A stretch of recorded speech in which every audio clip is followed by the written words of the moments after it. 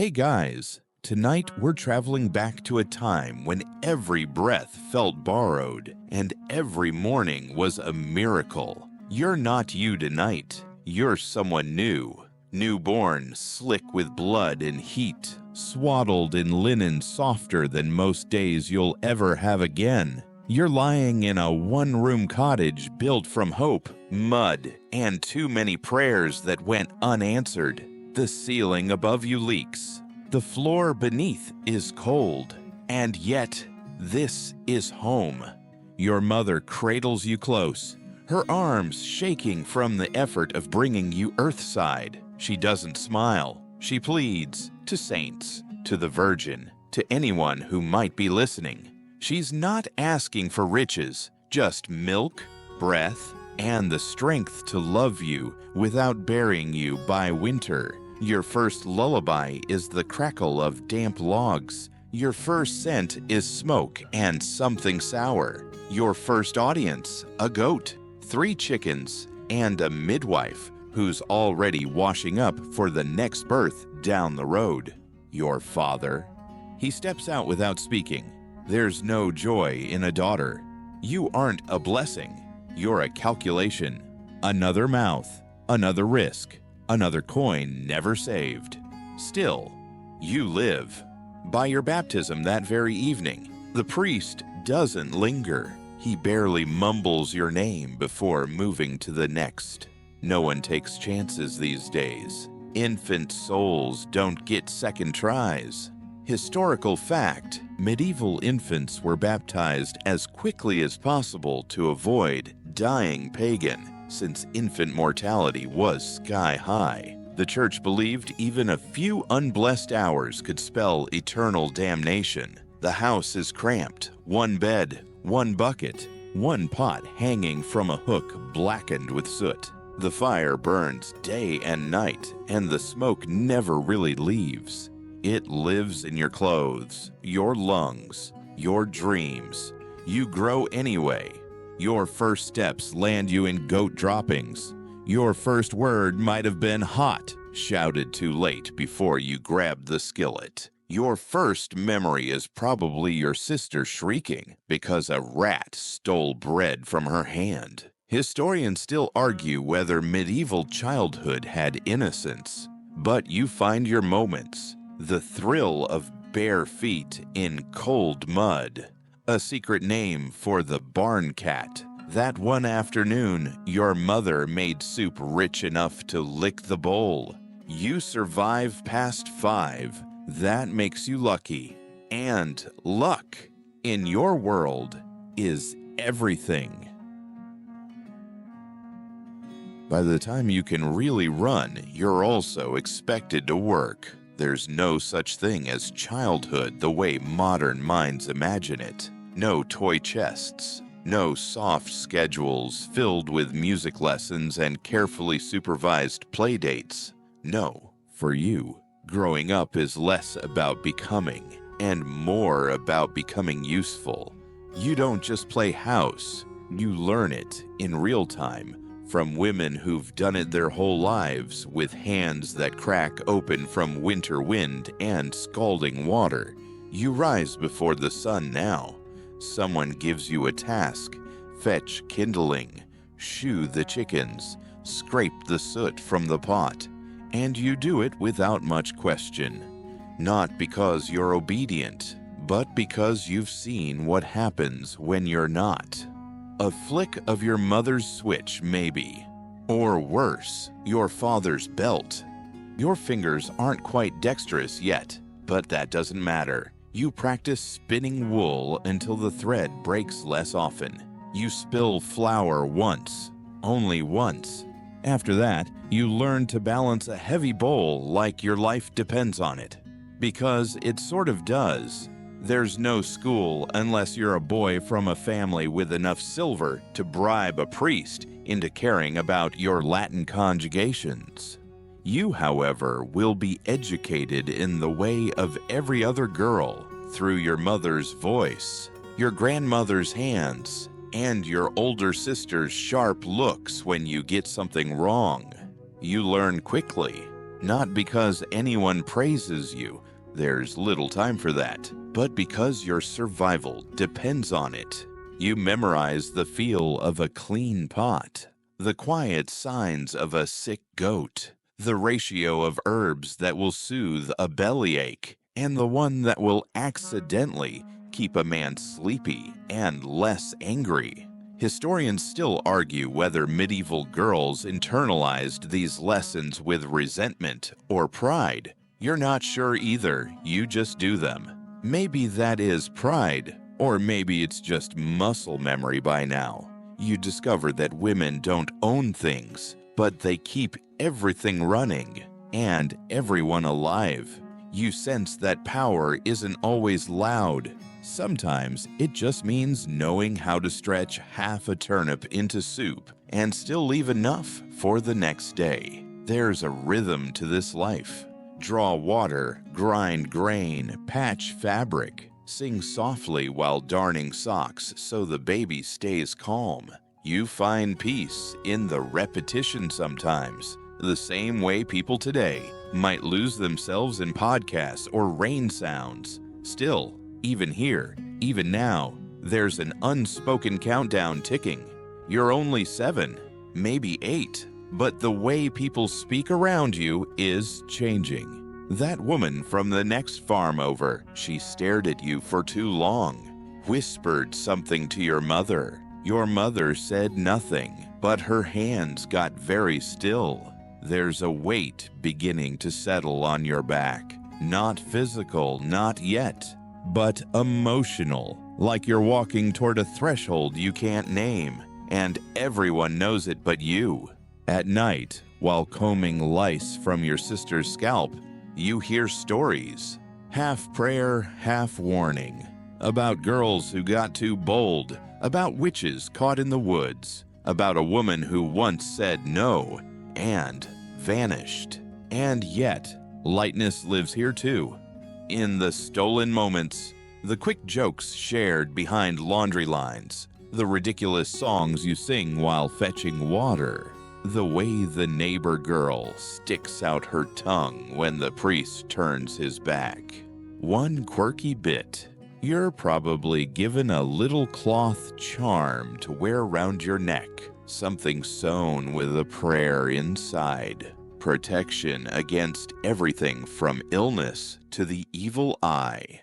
Does it work? Who knows? But you fiddle with it when nervous, and it feels like a small secret strength. That counts for something.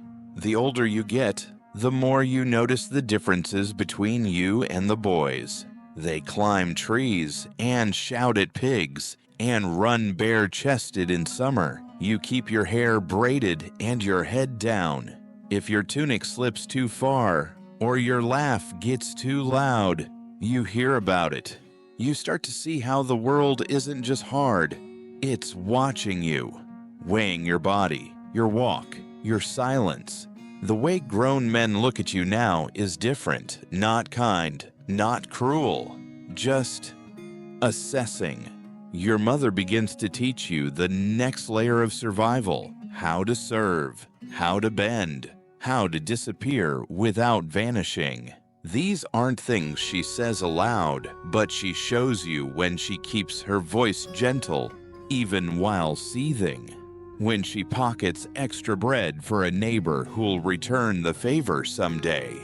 When she speaks to the priest in that special tone, the one that means nothing, but smooths everything over. It's hard not to see the cracks, to wonder why the men get the wine and the women get the work, why no one ever seems to leave, but some girls disappear for weeks and come back quieter than before. Still, your life marches forward. Your arms get stronger. Your mind gets sharper. You learn to make cheese, to gut fish, to sense when someone is lying. You laugh when you shouldn't. You cry when no one's looking. And then, one day, you wake up and notice something different. Something red. Something that means you've crossed into a place there's no returning from. Not in this world. Your mother sees the stain on your linens and doesn't weep, doesn't smile. She just nods, like she's been expecting this ghost all along. Puberty doesn't feel like a beginning. It feels like a countdown. Your body changes, and the village changes with it. People look at you differently now. The baker's wife watches you walk past with pursed lips. The old man who used to ruffle your hair no longer meets your eyes. And your own father grows quiet around you, not in awe or pride, but like you've suddenly become difficult to place. You've started bleeding monthly, and that means you're ready. Ready for what exactly? Oh, just the end of your autonomy. Not that you ever had much to begin with. You're 12, maybe 13, maybe 14. No one's keeping close track. You're not given a birthday cake. You're given a silence that settles over the family like smoke. Your mother begins brushing your hair more carefully. She teaches you how to avoid eye contact in the market, how to walk with your knees slightly bent so you don't look too proud. You don't understand it fully yet, but you feel it coming. The change, the deal, the trade. Historians still argue whether girls of this age were truly prepared for what was coming or simply resigned. Either way, the result is the same. Your name is whispered at other families' hearths. Someone's father rides over to discuss arrangements, and one day, your mother takes your hand too gently and says there's someone coming to meet you. This is your betrothal. He's older, of course. They always are. He has a beard. Maybe he's 30. Maybe older. He smells faintly of horses and onions. He doesn't speak much to you, just to your father. He looks at your face like he's assessing a cow. You don't say anything. You know better. Your dowry isn't gold or land. It's 3 goats, a half barrel of barley, and a length of dyed wool your aunt wove last winter. It's enough. You are, in the most literal sense, a transaction. Still, there's a strange pride in the air. Your parents aren't cruel. They see this as your moment, a step toward your security. After all, what's the alternative? Spinsterhood, servitude, worse?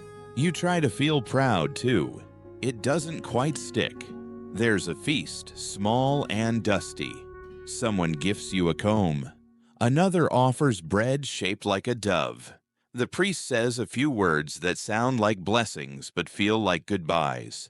You sleep in your mother's bed one last time. She braids your hair tight and whispers prayers under her breath. Then, in the early dawn, you're bundled onto a cart with a bag of clothes and jars of preserves, and you rattle away from everything you've ever known. You don't cry. Not yet. Not until the cart turns past the chapel and the wind hits your face, and it feels like the sky itself has changed. Your new home is bigger, not grand, but more rooms, more shadows. Your husband, yes, that's what he is now, shows you around like he's giving a tour of your cage. You have a bed, a kitchen space, a single window. There's a dog who doesn't like you yet, and a maid who does. They all wait. Wait for you to adjust. Wait for you to accept. Wait for you to start being the thing they've bought. Quirky tidbit. You're gifted a small silver brooch by your new mother-in-law, shaped like a swan. It's lovely. It's also a test. If you lose it or don't wear it often enough, someone will say you're ungrateful. Your first meal there feels like a performance. You eat slowly, carefully. You nod at all the right moments. Your husband doesn't speak much, but you feel his gaze. He's waiting too.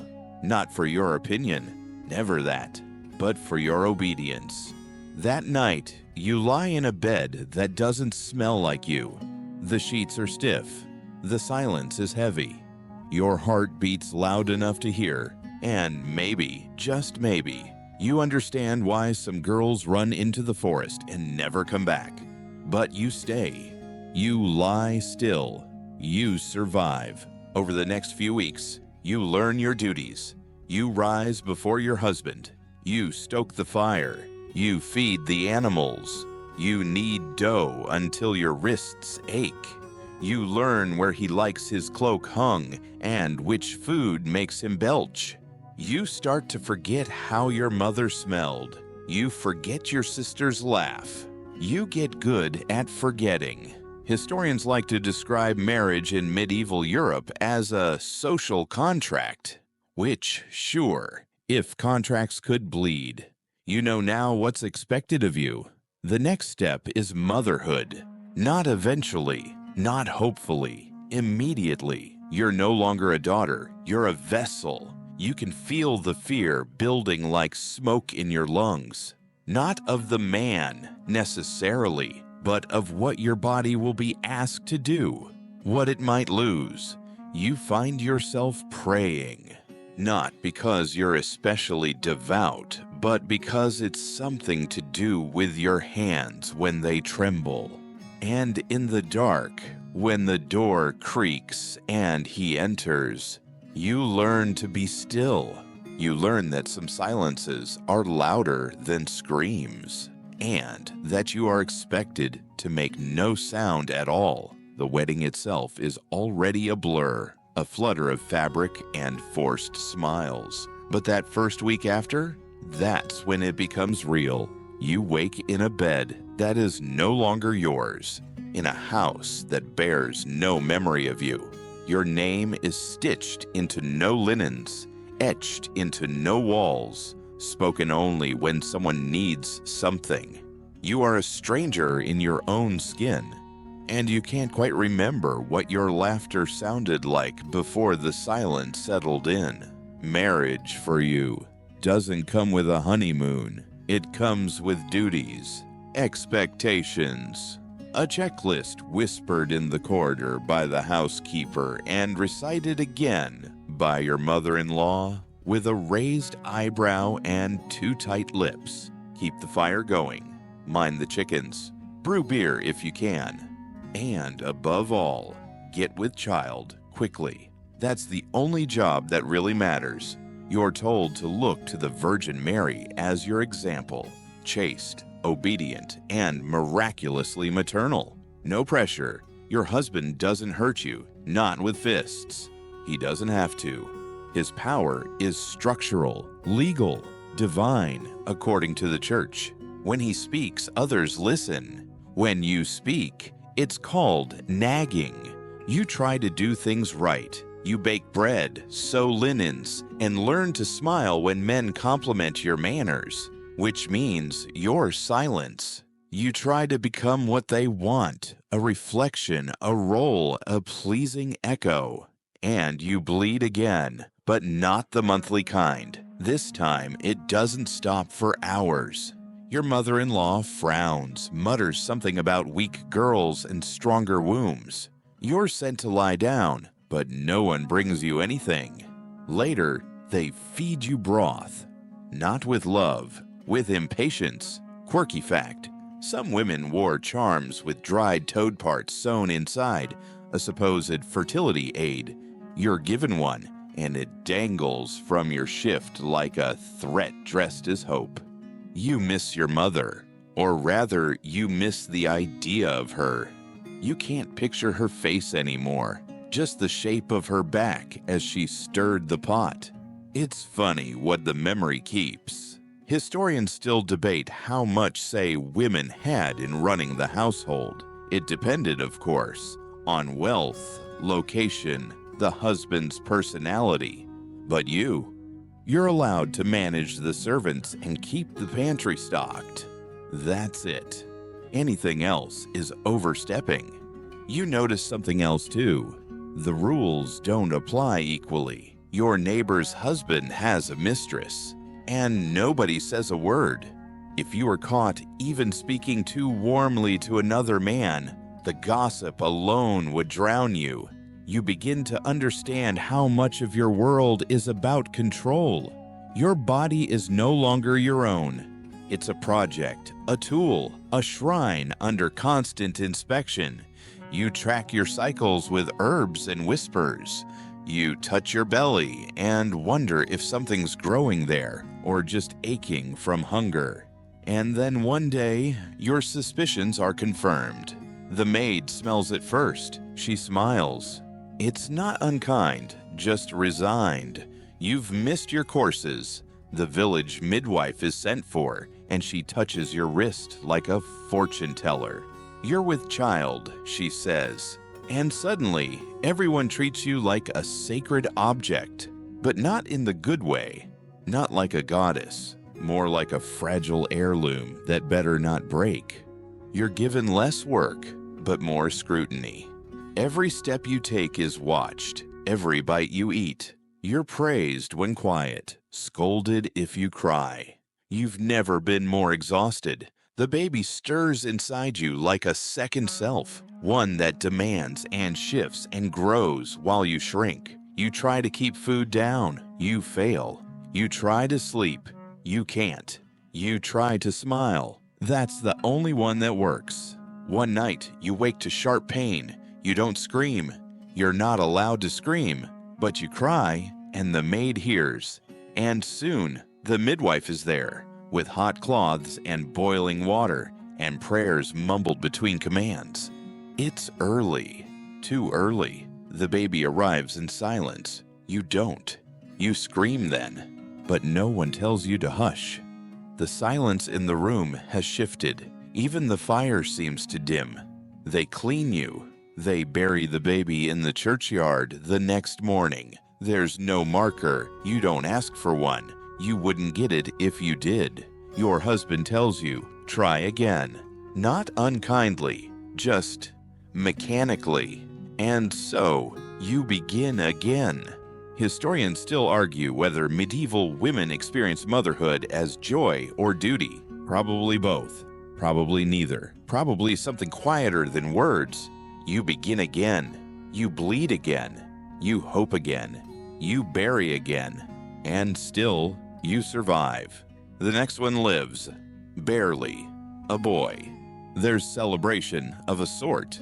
Your mother-in-law smiles for the first time. Your husband pats your head like you're a dog that finally fetched the right stick. You don't feel proud, but you feel something. Like purpose. Like you bought yourself time. You press your son to your chest and listen to him breathe. You pray he lives. You pray he never knows what this cost you. But you don't say it aloud. You're a wife now, a mother. You're no longer allowed to speak about the pain. You're barely past the aches of childbirth before the rhythm of life reclaims you. The baby wails in the night, a sound like a crooked blade scraping across your thoughts. You learn the difference between his hunger cries and his fever cries. You never imagined there were so many kinds. Your body, meanwhile, has declared mutiny. Your back throbs from labor and laundry. Your hands are cracked from soap made with ash and pig fat. Your breasts ache from feeding, leaking through the cloth you stuff into your bodice. And still, no one offers relief, just advice. You should be grateful, they say. Some women can't have children. The days blur. You boil laundry, pound roots for medicine, stitch together what remains of your own strength. If you pause long enough to sit, someone finds you a task. If you look out of the window too long, they ask if you're lacking in gratitude. Once a week, you walk to church with your head down. The priest tells you to be obedient, to be modest, to be grateful for God's plan, even if it seems cruel.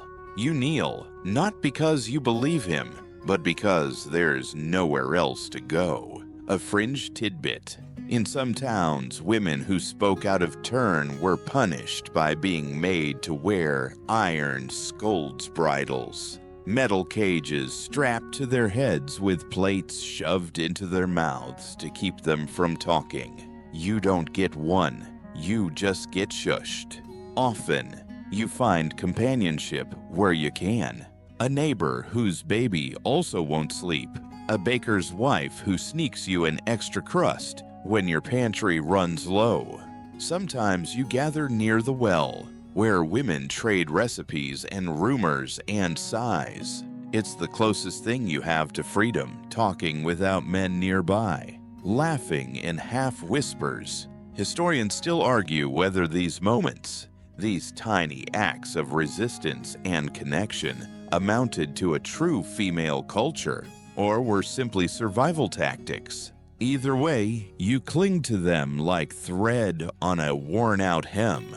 Your husband starts spending more nights away, at the tavern, or supposedly helping with harvest. You're not sure which. You don't ask. You've learned not to. When he does return, he expects things in order, the house clean, the baby quiet, the food hot. If not, you're treated to silence, or worse, correction. One night, he pushes you. Not hard, but not gently either. Just enough to remind you who owns the space between you. You don't fall, but you do fold. Inside, there's no one to tell, no one who would care. The priest would ask what you did to provoke it. The neighbors would shift their eyes and whisper behind closed shutters. You hide the bruise with herbs and hope. You hear of another woman in the next village, Marguerite, they say, who was locked away by her husband for 2 years after he claimed she was unfaithful. No trial, no proof, just power and suspicion. They say the Pope himself had to intervene. You wonder what Marguerite dreamed about in the dark. Meanwhile, your second pregnancy creeps in like an echo. You feel the sickness before the joy. You try to hope anyway. Maybe a girl this time. Maybe a little softness in the world. But when the baby is born, the midwife doesn't speak. She just wraps the body tight and leaves it near the door. You bury this one under a tree, not the churchyard. That spot is for souls with names, apparently. You plant rosemary and whisper her name into the dirt. No one hears it but the roots. Still, you survive. You survive again. You become a quiet expert in endurance, in timing the fire so the bread rises properly, in latching the baby in darkness, in recognizing the look that means it's safer not to speak. You catch your reflection once in a bowl of water. You stare. The girl from before is gone. In her place is someone else, someone more hollow, perhaps, but also harder to break. You trade stories with a woman who brews ale. She tells you she once dreamed of being a midwife, but her uncle said that was a witch's trade. So now she measures barley and prays over the foam. You nod, and don't say that you dreamed of teaching letters, of traveling, of walking beyond the village without fear or permission. You tuck that dream away. With the rosemary, there's a strange calm that settles, eventually. A routine. You know every creak of the floorboards, every season by the ache in your joints. You begin to recognize small blessings. The baby's laughter, the warmth of wool fresh from the fire, the silence when it isn't hostile. One evening, your son toddles across the room and hands you a crooked wildflower. It's half crushed, and he's proud as a king. You smile without faking it. That counts for something. Fringe fact: some villages believed babies born during thunderstorms would grow up cursed or blessed, depending on which grandmother you asked. Your third child arrives in a storm. You don't tell anyone. You just hold her close and whisper, "You'll be whatever you want." Historians still argue whether women in the Middle Ages had hope. But you know better. Hope wasn't a luxury, it was a tool. A sharp, stubborn seed planted in dry ground. You don't water it with faith. You water it with defiance. Your days stretch on. You get better at managing the ache, at finding softness in the scraps. And slowly, despite everything, you build a life. Not the one you asked for, but one that holds.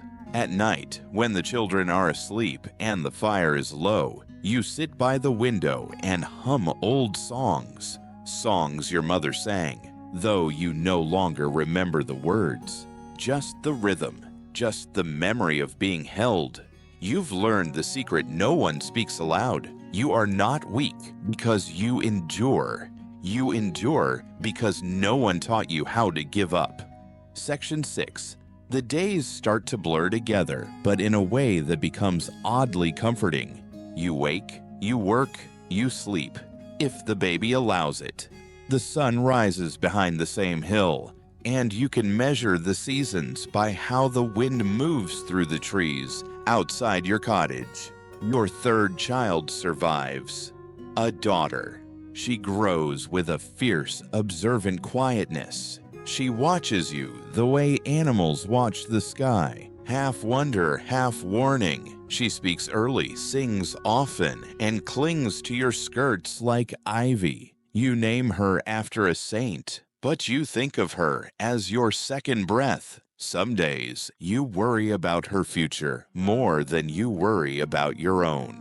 Because you know what's coming. You've lived it. Marriage before the bones finish growing. Childbirth before the dreams begin forming. Expectations tied to her hips like chains. And still, you hope she'll get lucky. That she'll marry a kind man.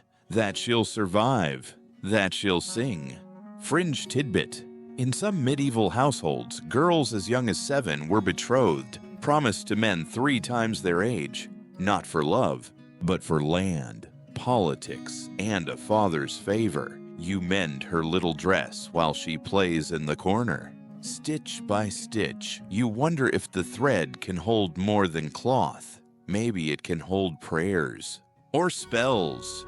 You don't believe in magic, not really. But sometimes you pretend, just in case the saints are tired of listening. And yet, not everything is shadows and weight. On some days, there's joy. You laugh when the goat escapes and races into the baker's yard. You dance in the rain with your daughter when no one's watching. You and your neighbor trade bread for onions and gossip for stories. You remember a part of yourself that used to smile before being asked to justify it. Your husband grows older, not softer. His anger no longer burns. It simmers, controlled, measured, quiet, in a way that's more dangerous than before. You learn to anticipate it like a change in weather. And still, you stay. Because leaving isn't a choice. Not with children, not without land. Not in this time.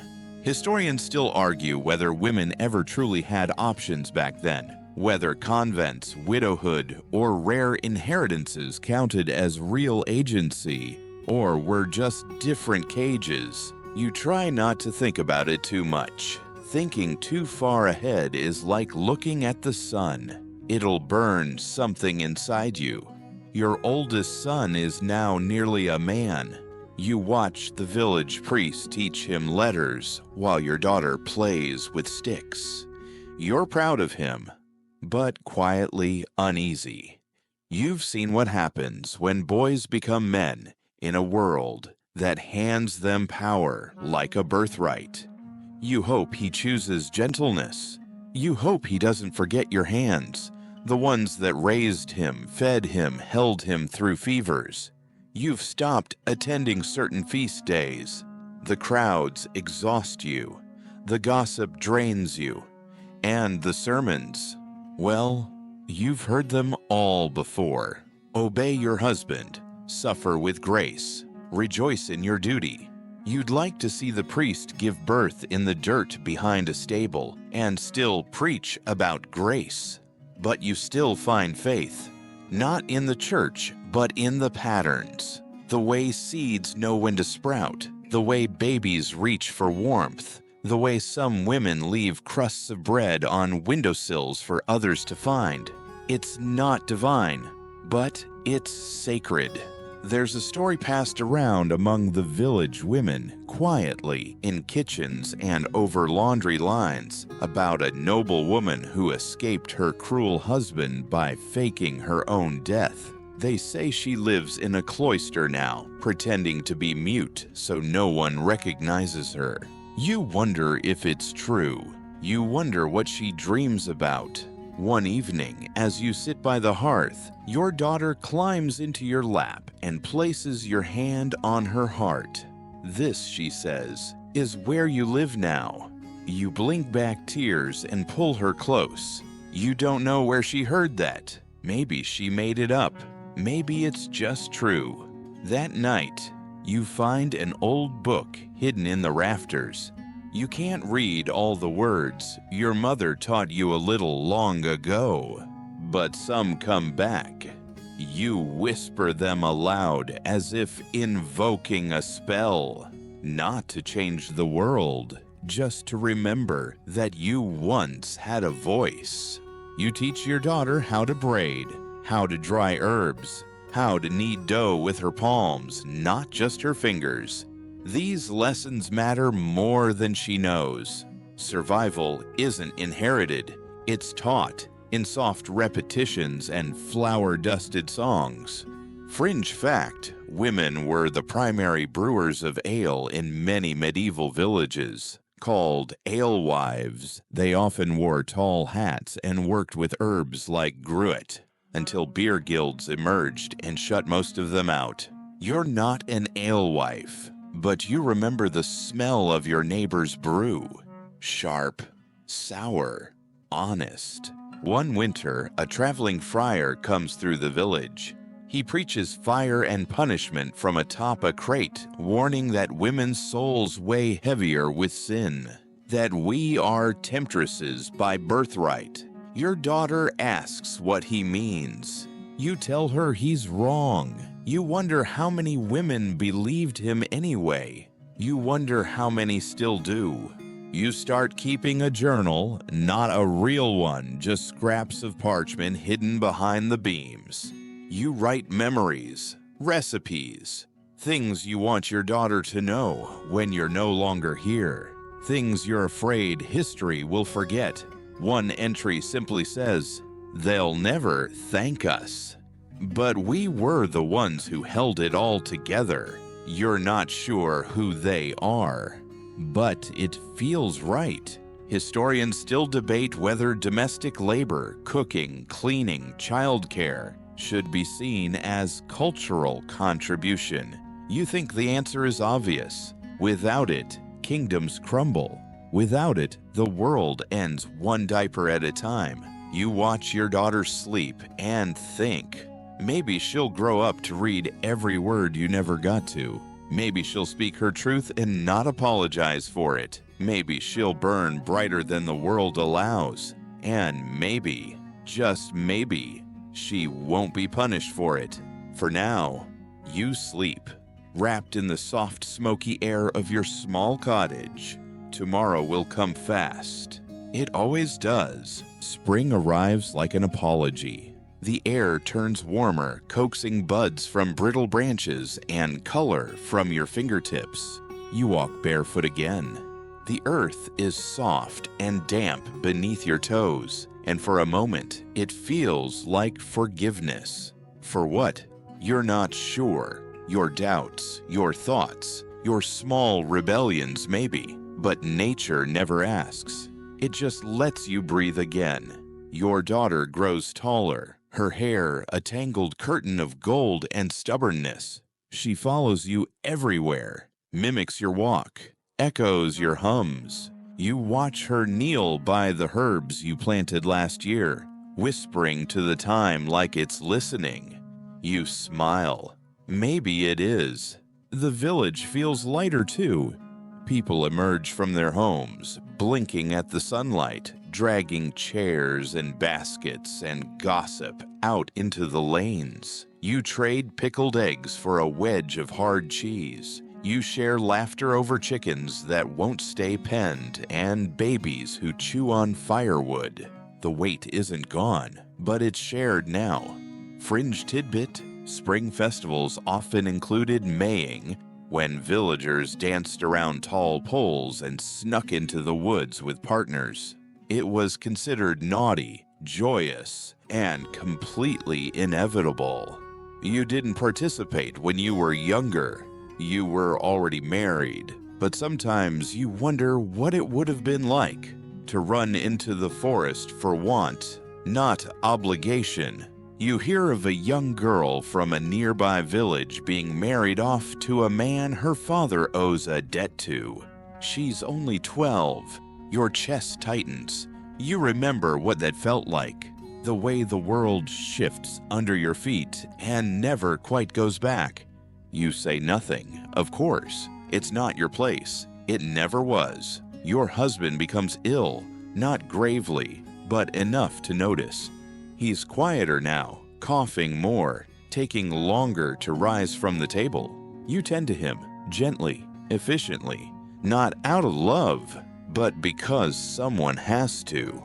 And because part of you still remembers the wedding feast, even if you wish you didn't. He thanks you once. You're so startled you nearly drop the spoon.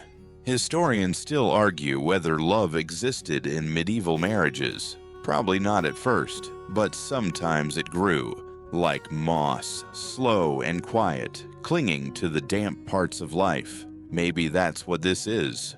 Or maybe it's just habit dressed up in kindness. You pray more now, not in church, but in the garden, with your hands in the dirt. You ask the saints to protect your children. You ask the old gods, too, just in case. You're not fussy. Your daughter has started asking questions.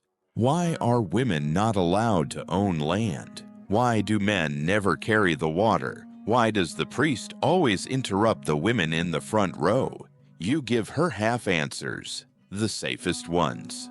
That's the way it's always been, you say, and it sounds hollow even to you. But inside, you cheer, quietly, carefully. One evening, she tells you she wants to be a healer, not a wife, not a mother. I want to make people feel better, she says. You press a kiss to her forehead and whisper, then you will. You don't add, if they let you. You remember your friend, the alewife. She was accused of witchcraft last year. A goat died. A man's rash didn't heal. That was enough. You watched her dragged from her home by angry hands and louder mouths. You don't know what happened to her. No one talks about her anymore. Fringe fact: many women healers used herbal remedies that worked well. Too well, apparently. Their knowledge was seen as dangerous. That's the thing about knowledge. It's only holy when men have it. You begin to teach your daughter in secret names of plants, which teas calm the blood, which roots help when the world becomes too heavy. She listens like it's gospel. She doesn't know she's inheriting your revolution. Historians often miss these things. The silent rebellions. The knowledge passed hand to hand like contraband. But this is how women have always survived. Through whispers, not wars. Your husband dies in late summer. It's not a grand affair. He goes quietly, breath by breath, like smoke leaving a shuttered room. You hold his hand at the end, not because he deserves it, but because you need to. He says your name, just once, like he's trying to remember something he forgot to give you. After the burial, the priest reads the usual blessings. Your neighbors nod and murmur. Your son stands tall beside you, trying not to cry. You don't cry either, not then. Later in the garden, you sob into the earth. Not for him, for the years. For the pieces of yourself you buried to survive. for the breath you finally get to take without bracing. You are a widow now. That word comes with power, surprisingly, more freedom than you've ever had. You can manage your household now. Without permission, you can speak in gatherings and people listen somewhat. Still, freedom comes with caution. A single woman is a threat, a widow with a voice. Dangerous, but you speak anyway. You grow herbs for sale, teach girls to read. You make your own ale and sell it in jars marked with little wax seals. Your daughter presses herself. You're still poor, still judged, but no longer afraid. One night, your daughter crawls into bed with you and asks, "Will I ever have to marry?" You wrap your arms around her and say, "Only if you choose." You both know it might not be true, but some lies are just hope waiting to ripen. You don't realize how much the village watches you until you walk through it alone. Widowhood, for all its quiet perks, comes with a spotlight. You feel it in the stares, in the longer pauses between greetings. The women are gentler, the men strangely deferential or wary. It's hard to tell the difference sometimes. Your son takes over most of the heavier labor, though he still checks with you about everything. His voice has deepened, his hands are calloused, but when he hugs you, he still rests his head on your shoulder, like he did as a boy. You hold on just a second longer each time. The priest asks if you'll donate your late husband's tools to the church. You decline politely. You use them yourself now. You fix things. You mend fences, sharpen blades, carve handles. Your neighbors start coming to you instead of the blacksmith. It's not out of rebellion, just practicality. Fact: many widows in the Middle Ages ran businesses, farms, and households with surprising independence. The legal system still stacked the deck against them, but loopholes existed. You've learned to find the cracks in stone walls. Spring becomes summer, and with it comes the festival. You haven't danced in years. Your daughter drags you into the circle, and you stumble through the steps, laughing more than you have in months. You catch your breath against a tree, heart racing, cheeks flushed. A man offers you a drink. He's kind, too young, too cheerful. You thank him and wave him off. Not because you aren't tempted, but because this life you've rebuilt feels precarious. Like pottery that isn't fully fired. Better to let it harden before trying to paint it. You host gatherings now, quiet ones, for women, no men, no priests, no prying ears. You call it mending circle, but really, it's revolution in disguise. You teach stitching and steeping, but also speak of saints who disobeyed, and queens who ruled, and common girls who ran away and lived. Fringe fact: some historians believe that women used embroidery as code, sewing subversive messages into tapestries. Maybe it's just a theory, maybe not. Your gatherings grow, bread is shared, tears are too. A young wife confesses she thinks of running. An older woman admits she once did.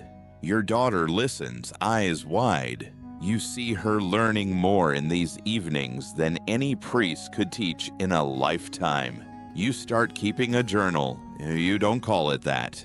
Just little notes, planting dates, names of women who helped others, words your mother once said. You keep it under a loose stone near the hearth. Not because it's dangerous, but because it's yours.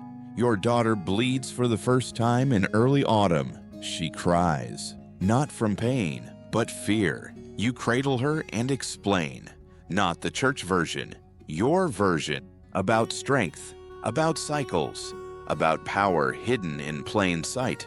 Historians still debate whether medieval women saw menstruation as shameful or sacred. You decide it can be both, or neither. You decide your daughter will get to choose. She starts helping you more, knows which herbs to pick when fever hits, can tell a lie from truth just by watching a man's eyes. You see the shape of the woman she's becoming, not molded, grown. One morning, she tells you she wants to travel, to see the city, maybe even learn to write properly. You don't cry, not where she can see. You nod and say, "When you're ready." You know what it means to wait. The winter comes early that year. The snow is thicker. The dark arrives sooner. You spend long evenings by the fire, spinning wool, telling stories. Your daughter listens with her chin in her hands, still as a painting. One night, you speak of your own girlhood, of the man you almost loved, of the book you once found, the one with the pictures of plants and stars, of the dream you had once to become a midwife. You don't say it like regrets, just memories, softened at the edges. Your daughter falls asleep by the fire. You tuck a blanket around her, brush hair from her forehead, and you think, maybe that dream didn't die. Maybe it just changed shape. The next morning, she hands you a drawing. It's of you, in the garden, hair loose, hands deep in the soil, smiling. You don't recognize yourself at first. Then you do. You pin it beside the hearth, because sometimes daughters see the version of you that you forgot how to believe in. Autumn scrapes against your window like an old dog trying to come home. The air sharpens, smoke curls from rooftops. You wrap your shawl tighter as you step outside. The garden now more stem than bloom. The apples have fallen. The herbs are drying. Your bones creak like floorboards, but your steps are steady. Your daughter is taller than you now. She moves with purpose, talks with strangers, laughs with girls her age without flinching. You watch her hands, so like your own as they gather, sort, stir, mend. She teaches the younger ones how to sew, how to listen to their bodies, how to tell when the old men in town are lying. One day she tells you she no longer wants to marry. Not now. Maybe not ever. You nod, slow and solemn. But inside, the corners of your soul lift. Because even if the world still snarls, she knows it's allowed to be questioned. Historical fact: widows in medieval Europe could sometimes own land or run businesses. Small cracks in the wall of patriarchy.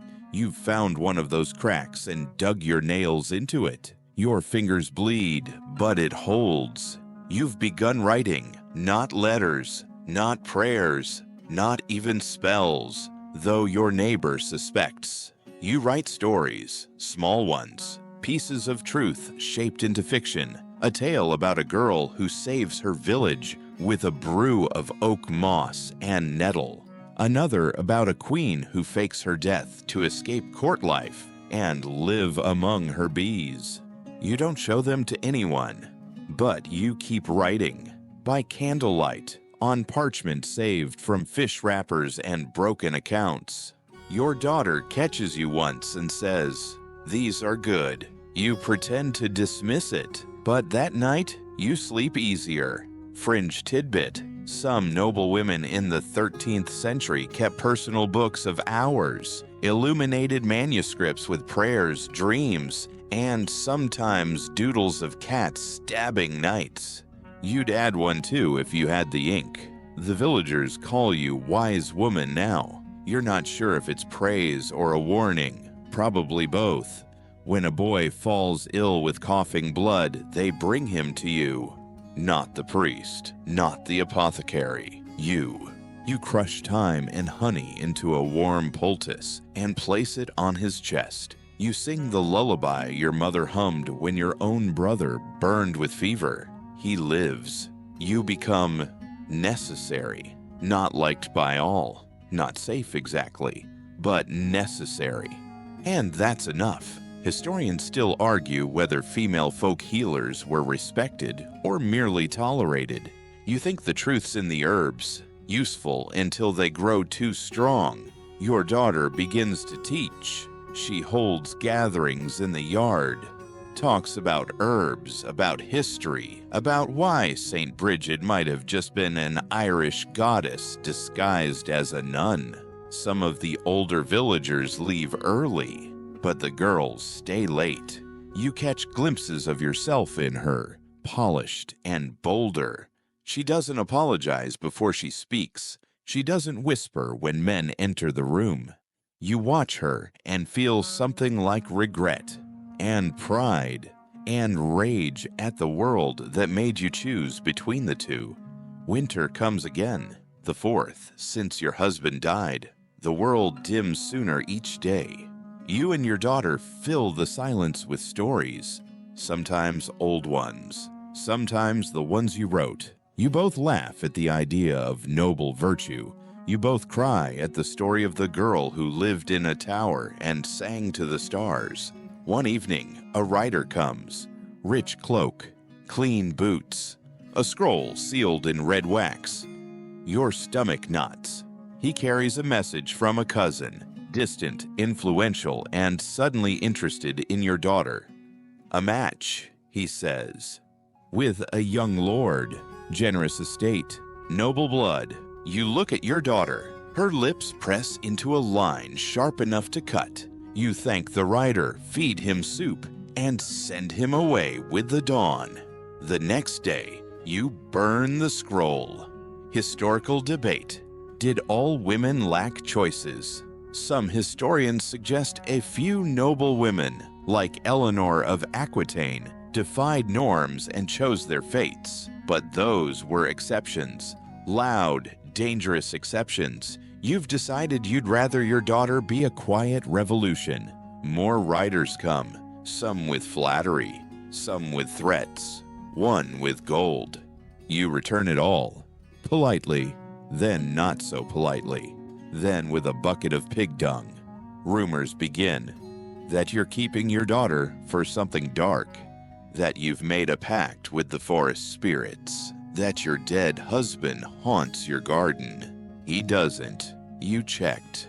The priest pays a visit, speaks in gentle tones about obedience, about a woman's place, about Sodom. You make him tea and lace it with something that makes him forget half of what he came to say.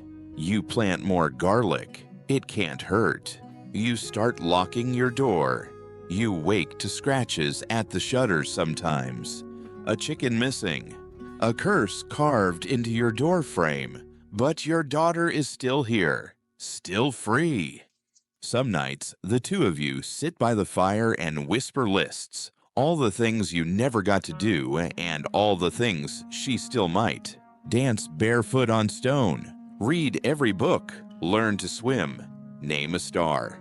Grow old without apology. And always, always, live loud enough to be remembered. The garden sleeps again, but something beneath it stirs. You wake to frost on the inside of the window. It glitters like a warning. Outside, the trees stand naked, bones outlined against a pewter sky. Your joints ache. The kettle whistles. And somewhere, a dog barks in the distance, sharp, uncertain. Your daughter is up before you. She's walking the perimeter, basket in hand, tracing symbols in the dirt with her boot. You taught her those patterns, some passed down, some invented, all half forbidden. There's talk in the village again, not just whispers now. A child had a seizure. The baker's cow gave birth to a calf with 2 legs. A nobleman's wife bled for 12 nights and didn't die. They say the world is out of balance, and women who read too much are to blame.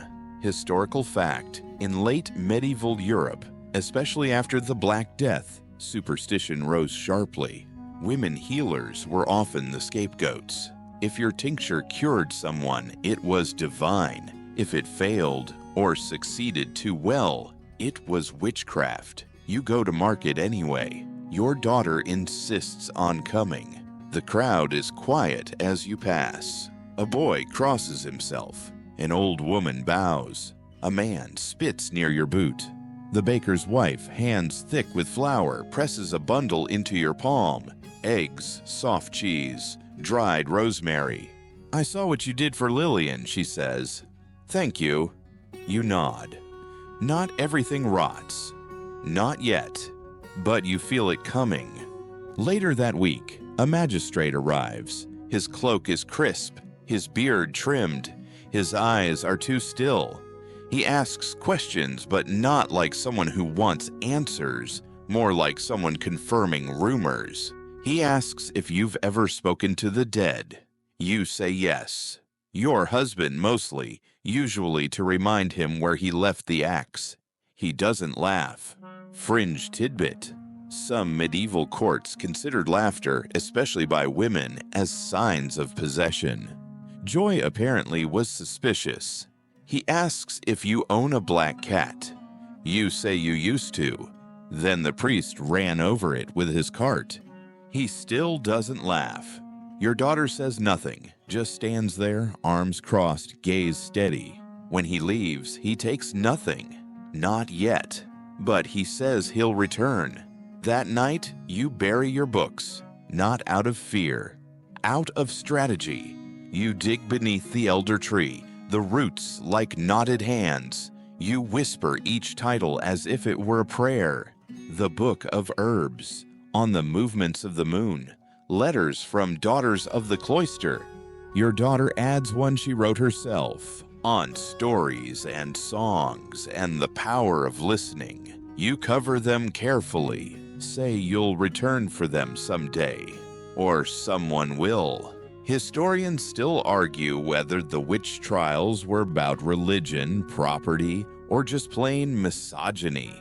You think it was about fear, of women who dared to know, of daughters who said no. One morning, a girl appears at your gate, eyes wide, lips trembling.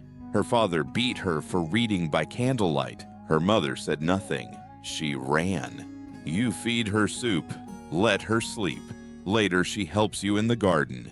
She doesn't say much, but her hands know how to pluck gently, how to carry without spilling. Soon others follow, some bruised, some angry, some just tired. Your home becomes a place of pause, a kind of liminal space between pain and possibility. You don't call it a refuge. That's too grand, too permanent. You just say, you can rest here if you need to. Your daughter sets rules. No questions on the first night. No chores if you're bleeding. And if someone brings you a poem, you read it aloud. Evening becomes storytelling time. Not just fairy tales now, but the real ones. Of narrow escapes and clever tricks. Of grandmothers who whispered spells through teeth stained with nettle tea. Of dreams carried like stones in pockets. You start keeping a list, not of names, too risky, but of small miracles. A baby's fever breaks after 2 nights with a fennel poultice. A girl finds her voice again, hoarse but firm. One woman finally sleeps a full night without waking from old screams. You pin the list behind the pantry door. Winter deepens. The snows come. You run low on honey, low on patience, but not on courage. Your daughter teaches them how to layer wool, how to blend dried yarrow with crushed sage. She teaches them how to hold a knife, not in fear, but with certainty. You realize she's no longer your shadow. She's her own fire now. Historical debate. Were medieval women's communities truly matriarchal in spirit, or just survival-driven collectives? Hard to say. But you know this much. What you've built wouldn't survive with only one leader. It needs all of you. Then one night, you wake to shouting. The magistrate has returned, not alone. Men in armor, torches, a priest with red eyes. They break the gate, drag out the girl with the bruises, accuse her of poisoning the well. You step forward, say it was you. They laugh, say women lie like they bleed. too much and without reason. Your daughter steps forward too, then the girl, then the baker's wife, and suddenly your small yard is full of women, lanterns held high, shoulders squared, voices loud even if shaking. You don't win. Not that night. They take the girl, but they leave you, for now. And the next morning, every door in the village is marked with a line of ash, your mark, as if to say, we see, we remember. You bury your fear next to the books. The roots keep it company.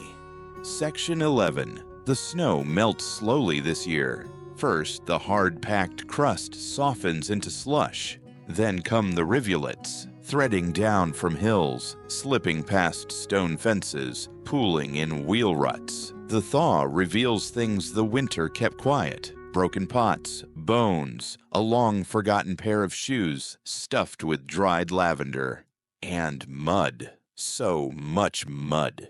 You spend your mornings unclogging the gutter near the road. It's not your job, technically, but no one else seems to care if the water backs up. The village has grown quieter since the magistrate's visit. People nod without stopping. They keep their voices low, their shutters drawn tighter. Even the priest avoids your eye now. Your daughter, however, walks taller. She's cut her hair, says it gets in the way. She spends hours in the garden, turning soil, whispering to the roots like they're old friends. The other girls follow her lead. One starts making salves, another copies her handwriting. There's talk of building something, just a shed maybe, a place to store bandages and dried herbs. You let them plan.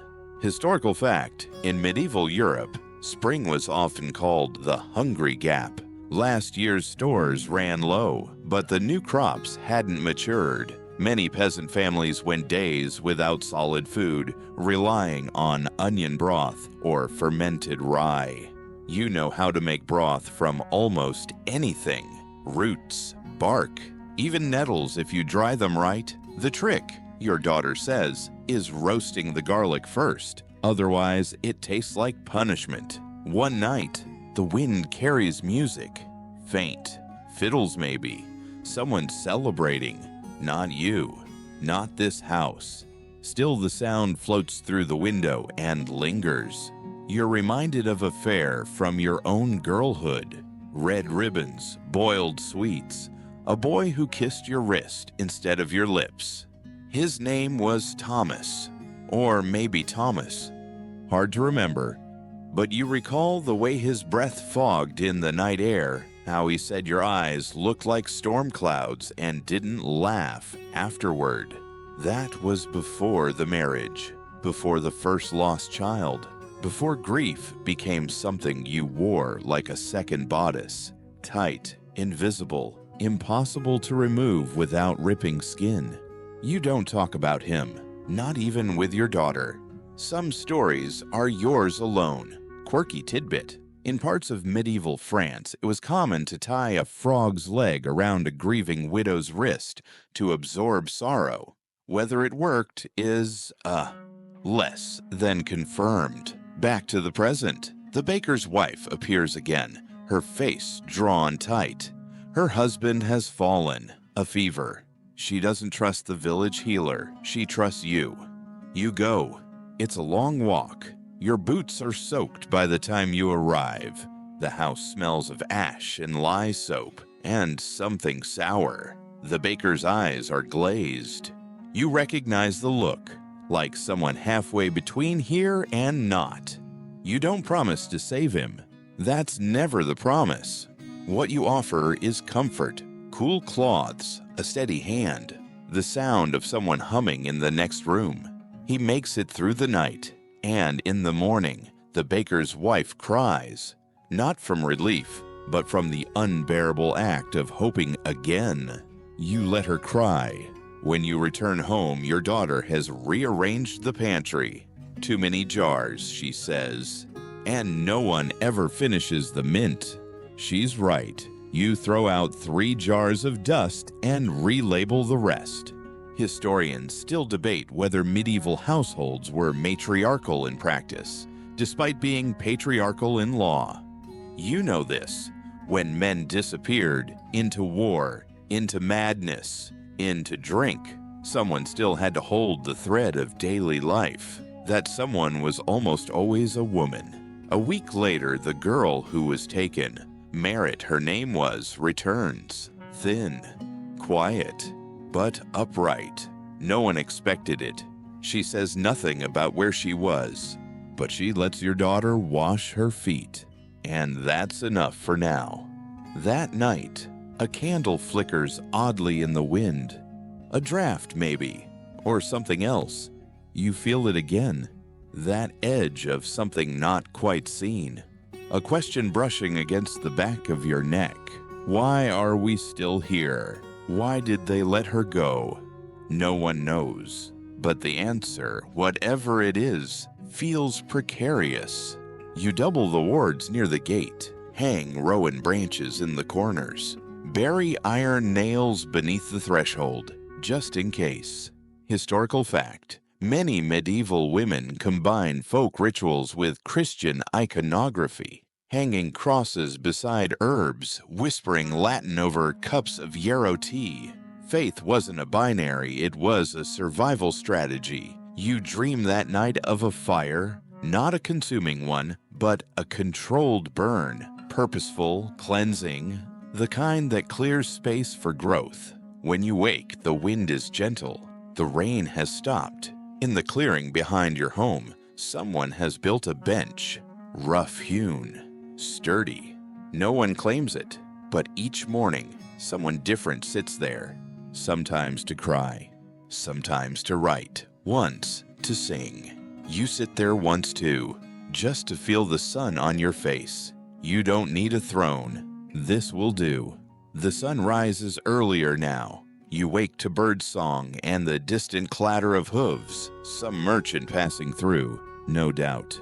Your daughter is already outside, hands buried deep in soil, coaxing stubborn shoots of chamomile into growth. She says she can hear them when the wind is quiet, tiny voices urging each other upward. You don't argue. You used to laugh at such things. Now you understand. Sometimes belief isn't about what's true.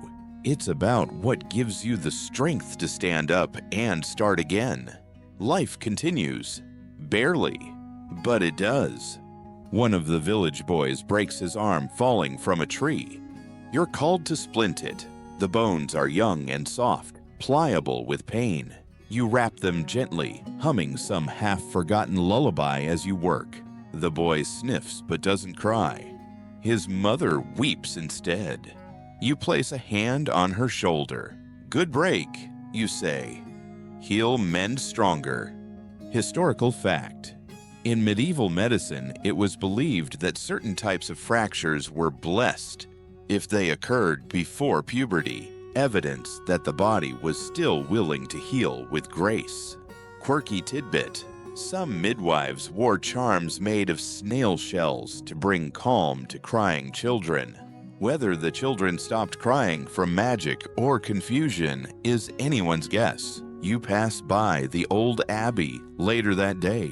What's left of it anyway? A few walls, a sagging roof. The rest is memory and moss. Once it held 20 sisters. Now it holds silence. But someone's been inside. You find flower petals arranged in a spiral near the altar. A circle of red, blue, and yellow. Wild poppy, cornflower, tansy. A small clay figure sits at the center, faceless, arms open.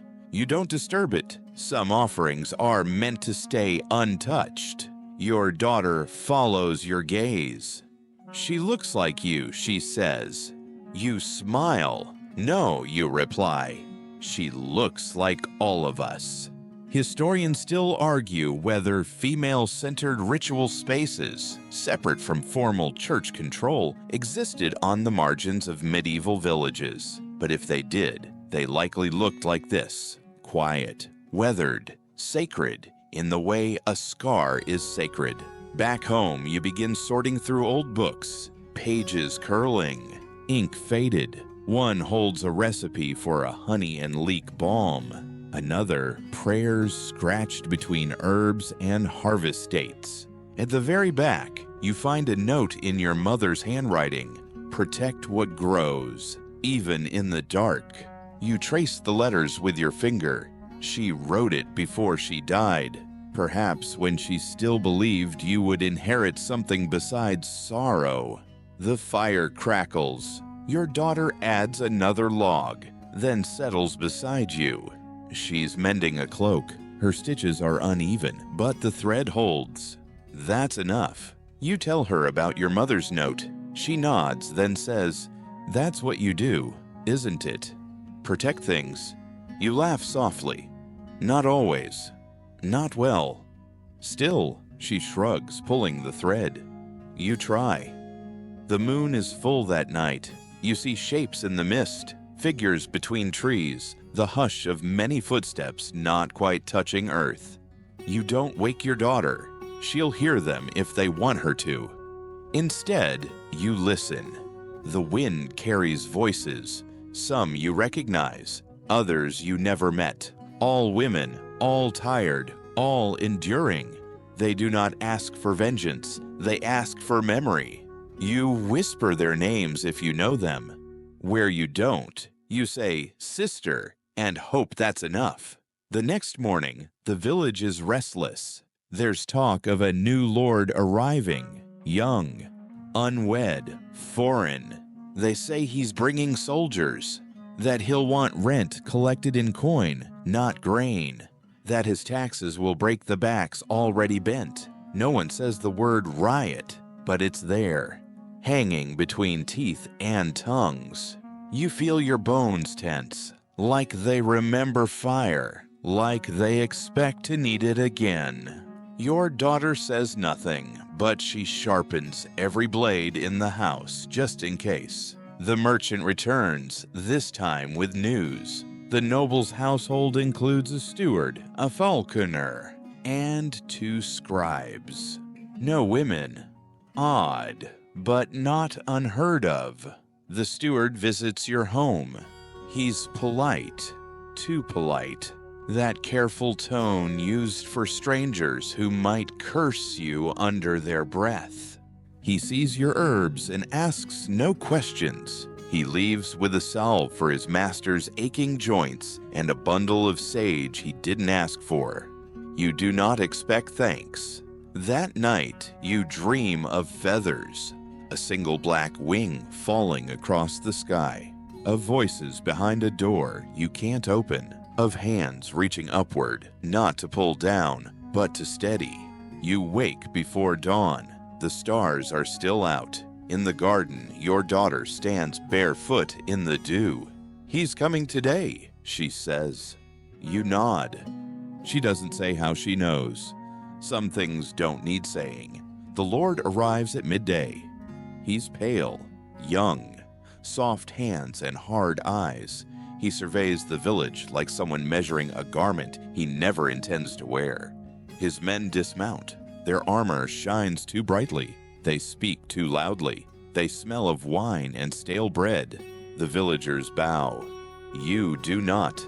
One of the soldiers notices, steps forward. Your daughter steps beside you. The air tightens, but the Lord waves the soldier off. He studies you a long moment, then speaks. "You're the healer," he says. You nod. "You'll serve my household when called." It's not a question. You say, "I serve those in need." He smiles. It doesn't reach his eyes. "Good," he says, and rides on. The village exhales. No one cheers. That night, your house is silent, but not afraid.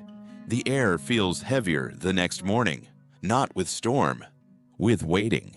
The new Lord's banner now hangs outside the village hall, red and silver, a lion coiled around a crown. Decorative, overcompensating. The kind of symbol men choose when they want to look more powerful than they feel. You don't like it. Neither does the village. Still, life resumes its pace. Because it must. Bread must be baked. Sheep must be sheared, infants must be soothed through colic and cradle cough. Even with change rattling the shutters, the chores don't stop. You head to the woods to gather valerian root.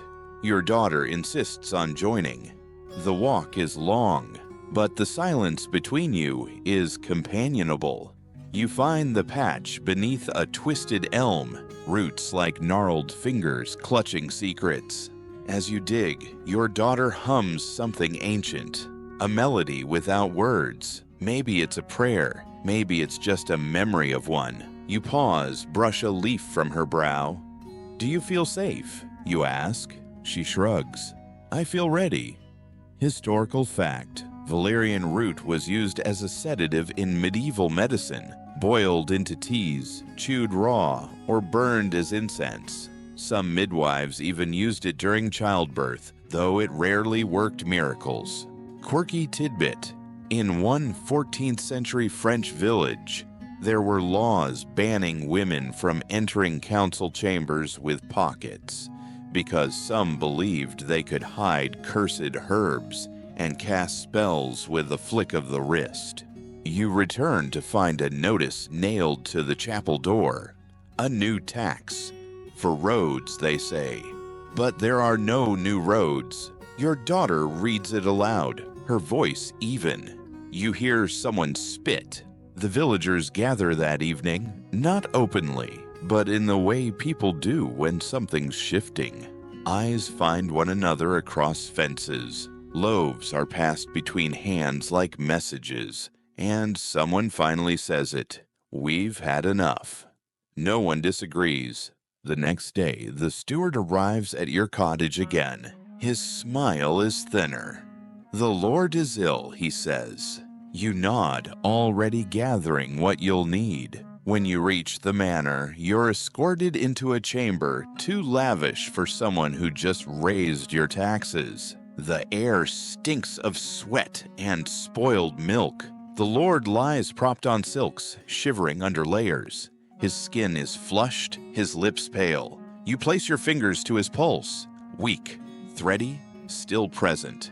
You ask about his water, his meals, his sleep.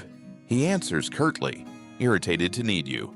You administer a tea of feverfew, mint, and dried peach skin. He grimaces at the taste, but swallows it. "Will it cure me?" he asks. You meet his eyes. "It will help." He doesn't thank you. Instead, he says, "I'm told you're respected here." You say nothing. "I need that," he continues. "I need loyalty." You study him. This boy in a man's tunic. This boy who doesn't understand that loyalty isn't taken, it's earned. You say only, then act like someone worth it. Historians still argue whether medieval herbalists were granted authority by noble households or merely tolerated until feared. The truth likely falls somewhere in between. That night, you return home with aching feet and a heart like a clenched fist. Your daughter has lit every candle. The house glows. She says nothing, just hands you a bowl of lentil stew and waits. You eat in silence. Outside, the wind picks up. It sounds like laughter or crying. Hard to tell. In the days that follow, the Lord's fever breaks. Word spreads quickly. He recovers. You're summoned again, not for medicine, but for his mother. She's arrived from the coast. And she is not what you expect. Tall, wrapped in violet silk, a ring on every finger, eyes like sharpened glass. She thanks you, but not with warmth. "My son says you're clever," she says. "That makes you dangerous." You raise an eyebrow. Does he say the same of himself? She does not laugh. "You'll be watched." You nod. You already are. Later, your daughter snorts. "Well, she's lovely." You chuckle. "She's survived worse than us." Your daughter grows quiet. "Do you think I'll have to marry?" The question lands like a stone in water. You sigh. "Not if I can help it." "But what if you can't?" You pause. Then I hope, you say softly, that you choose someone you can laugh with. Someone who sees you as fire, not just warmth. She smiles. That sounds impossible. You kiss her forehead. Most good things are. That evening, the villagers leave small gifts at your door. Bread, honey, a woven doll. No words, just gratitude. It feels like a warning, too. Like they know you're walking a knife's edge. Still, you sleep soundly that night because for once the quiet isn't empty. It's full of whispers, of women, of something old stirring again beneath the soil. You wake to frost, not snow, just a thin silver skin on everything. On the windowsill, the bucket outside, the sleeping cat curled like a comma by the hearth. Your daughter's already up, grinding grain, her sleeves rolled, her hair pinned like a grown woman's. You make tea with dried rose hips. The petals float like tiny boats. Then comes the knock. Not the steward, a messenger. You're summoned, not to the manor, to the chapel. You take your herbs, your needle kit, your silence. Inside the chapel, the lady waits, the Lord's mother. She's seated in your pew. Of course she is. You greet her with a nod. She does not stand. My son is healthy, she says. You incline your head, but restless. He needs purpose. He needs order. You wait. She fingers her rosary. This village is a mess. You say nothing. You've kept it stitched together, she continues. That makes you useful. Historical fact. In some medieval communities, wise women and midwives were officially employed by parishes, half healer, half peacekeeper. They were paid in eggs, grain, or even housing. Quirky tidbit. One English village in the 1300s fined a midwife a goat for improper salt application. No one knows what that means.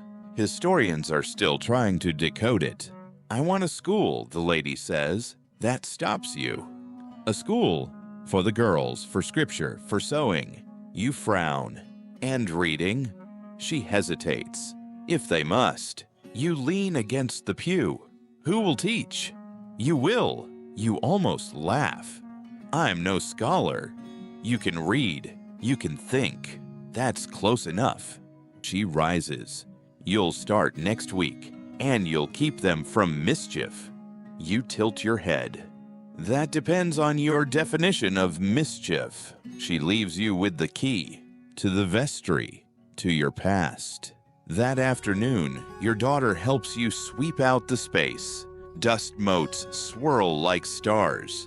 A mouse darts under the altar. You trace the old stone walls. You remember hiding here once, when your husband shouted louder than usual. You were younger then, and so afraid. But now you feel something different. Not power, not quite, but maybe the beginning of it. You teach your first lesson 3 days later. 6 girls, ages 5 to 15, all curious, all fidgety. You show them letters carved in ash. A is for apple, B is for bread, C is for courage. You sneak that one in. One girl, Isla, can already read. Another, May, draws flowers in every margin. You let her. You teach them herbs too. How to identify yarrow. How to dry lavender without losing the scent. You teach them to listen when plants speak, because some do, in their own stubborn way. Your daughter watches from the doorway, smiling. Later she asks, "Do you like it?" You pause. "I think," you say slowly, "this is the closest I've ever felt to safety." Historians still argue whether rural education for girls in the 14th century was real or romanticized. The records are patchy, but some letters, kept safe in abbey walls, suggest it happened more often than we once believed. The season turns. The Lord visits once, stands in the doorway, watches the girls chant the Psalms. He says nothing, then nods, and leaves. You suspect it's the most approval you'll ever get. And yet, it's enough. Your hands stay busy, your mind sharper. You feel the years stretching both ahead and behind you, less like a weight, more like a garment you've finally grown into. One morning, you wake to find a basket outside your door. Books, Latin, French, even some poems. No note. You know who sent them. You hold one close. Smells like beeswax and old ink. Then you place it on the shelf. You've got girls to teach. You wake to silence, not the uneasy kind, but the sacred kind. The kind that settles over stone walls before anyone stirs. That soft velvet hush before a day begins. The coals in the hearth are still warm. Your cat, old now, curls tighter under the bench. You wrap a shawl around your shoulders and step outside. Mist clings to the grass. The trees drip faintly. There's a basket at your door. More books. Another volume of Saints' Lives, a primer in Latin, a torn psalter, its spine stitched with red thread. No note, but you know. You carry it inside, light the candle, run your fingers along the edge of the pages. That afternoon, 6 girls crowd around the new texts. May traces each letter like it's a path to somewhere better. Isla translates before you even ask. The little ones giggle at the pictures. You teach them Psalm 23, not because you must, because it speaks of valleys and fear and not being alone. You leave out the rod and staff. Focus on the green pastures part. Why do you always skip that line? Isla asks. You smile, because I'm still deciding how I feel about it. Historical fact. Psalm 23 was one of the most commonly memorized scriptures in medieval Christian households, often learned before children could write their own names. Quirky tidbit. Some medieval primers included illustration of animals performing human tasks, like a rabbit baking bread to help children memorize verses. Historians still debate whether these primers were widespread or rare treasures. You guide their hands through embroidery next. Each stitch, you say, is like a sentence. May naturally begins stitching flowers. Isla sews the letter C. What's that for, you ask? Courage, she answers. Like you said. You glance out the window. The fields beyond the village shimmer gold. Harvest nears. Your daughter arrives with baskets, apples, dried thyme. The Lord's mother wants a new tonic for sleep. You raise a brow. Tell her I recommend prayer. That night, as the candles burn low, you sit in the vestry alone. The room smells of ink and lavender. You open one of the books, an old French poem. You don't understand every word, but the rhythm is familiar. Like heartbeat, like breathing.